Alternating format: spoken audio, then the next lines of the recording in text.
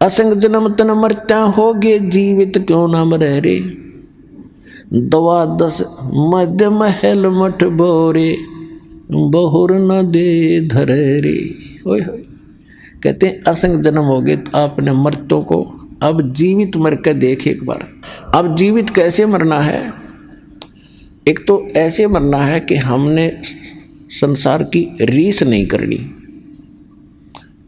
कोई ज़्यादा फंड कर रहा करने दे, नाचे गावे ब्याह विवाह शादी में करने दे। ये तो बालक करते हैं ऐसे जिनको ज्ञान नहीं। जैसे एक समय नानक साहिब जी मायूस बैठे थे, ऐसे कोई भक्त प्रथम बार गया, दूसरी बार गया, देखा कि साधु संत फकीर इतने मायूस क्यों हैं, क्यों दुखी दुखी से नजर आ रहे हैं, तो सुख इनको तो टेंशन होनी ही नहीं चाहिए। तो उसने पूछा कि महाराज मैंने कई बार देखा है आप खुश नजर नहीं आते। तो नानक साहिब जी ने कहा कि भाई किस चीज़ पर खुशी हो, एक पल में ना जाने यहाँ क्या बिजली गिर जा। कहते ना जाने काल की कर डारे और किस विध ढल जा पास आवे, और जिन्हां ते सिर ते मौत खुड़क दी उन्होंने केड़ा हासा। हमने तो भाई तो दिखा है ना जाने आके बिजली गिर जाएगी। जैसे उदाहरण के लिए अब जीवित मरने के ऊपर बात चल रही है कि हम ब्याह करते हैं, बकवाद करते हैं, डीजे बजाते हैं, फंड करते हैं, नाचते और गाते हैं। एक लड़का ऐसे ही पहले दिन तो खूब नाचे गाए, अगले दिन बारात जा रही थी, दूल्हे वाली गाड़ी टकरा गई, एक्सीडेंट हो गया। दूल्हे समेत रिलेटिव जो खास बैठे रहे दूल्हे के साथ में, कोई भाई का बेटे, कोई बहन का बेटे हो, या कोई पति यानी कोई और विशेष, 8 के 8 मर गए इंक्लूडिंग वो दूल्हा। पहले दिन तो नाच रहे थे, कूद रहे थे, और फिर बाल पाड़ रहे, वो परिवार टक्कर मार रहे, हाहाकार मच गया। अब बजा लो डीजे। तो यहाँ संत बताते हैं अगर भक्त बनना है तो भक्तों की तरह चलना होगा, बकवाद नहीं चलेगी, ना भक्ति बनेगी, भगवान रुष्ट रहेगा आपसे। कहते ना जाने काल की गिरडारे किस विध ढल जा पास आवे, और जिनाते सिरते मौत खुड़क दी उन्होंने केड़ा हास आवे। तो इन ब्याह शादी में बकवाद नहीं करनी जब भगत बनना चाहते हो तो।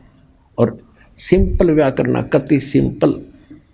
वचन से बेटा बेटी पराई होती है। जैसे ब्रह्मा विष्णु महेश का विवाह किया था दुर्गा ने, देवी पुराण में पढ़ के देखियो। दुर्गा थी, 3 लड़कियां थी, 3 पुत्र थे। बड़ी का नाम सावित्री, ब्रह्मा से ब्याह दी, विवाह कर दिया, जा बेटा अपना घर बसा।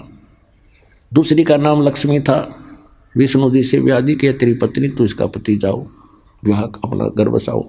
ऐसे पार्वती शंकर का ब्याह दी फर्स्ट टाइम, और जा बेटा घर बसा, हो गया ब्याह। ना को बाती था, ना बराती था, ना डीजे बाजा, ना को हलवाई कढ़ाई चढ़ाई।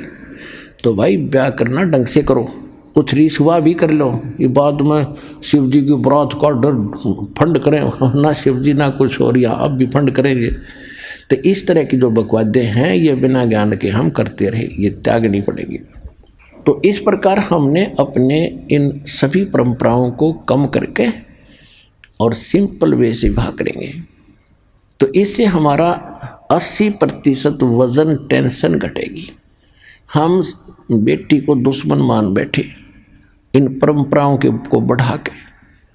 हम ऐसे अबोध बालक हैं, जैसे जेठ की धूप में जून के महीने में बच्चा घर से निकल जाता है नंगे पैरों, छोटा सा बालक है, ठुमुक ठुमुक करके, और बाहर जाता है तो रेत में पैर जलते हैं, और रोता है, फिर बैठ जाता है, पड़ जाता, पड़ के फिर चूतड़ भी जले, पहले तो पैर जले थे, ये फिर और दूना रो रहा है। तो हम आज ऐसे बालक हैं, गलती करते हैं, एक और कर लेते हैं, वो दूना दुख हो रहे। तो हमने इनसे बचना है, इन परंपराओं में नहीं फंसना है, तभी हम भक्ति कर सकेंगे। हम यात्री हैं, हम सफ़र कर रहे हैं अपने भक्ति पर, और यात्री ज़्यादा वजन लेकर नहीं चल सकता। जब सारे घर ने ठा के चले तो किसा समझदार होगा वो। तो आप जी ने ये परंपराओं की गठड़ी अब रख देनी है, सिंपल वे से विवाह करें।